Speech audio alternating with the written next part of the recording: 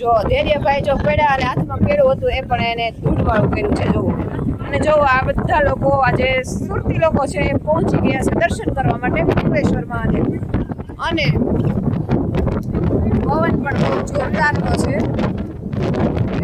પવન બહુ આવે છે.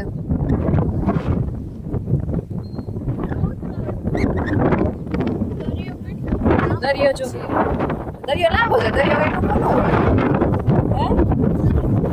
નહીં સબર धैर्य भाई क्या कर रहे हैं आप धैर्य भाई? ધૈર્ય કે હા પવન માં તો બહુ ફરવરાટી આવે છે. નહીં લે નહીં.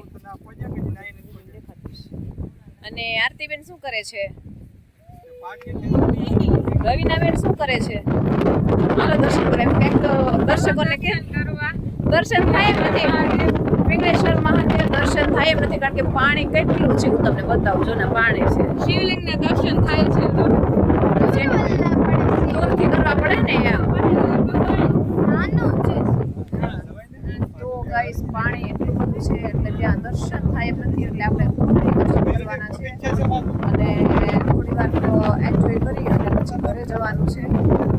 અને ઘણા લોકો નહીં આવે માટે એક સરપ્રાઈઝ છે તમારા માટે. શું કામ માંગે છે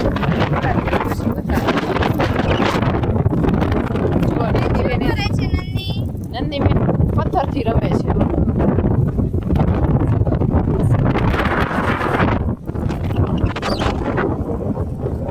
જો અહીંયાનું વાતાવરણ જબરજસ્ત છે, જોઈ શકો છો તમે, જોઈ શકો છો.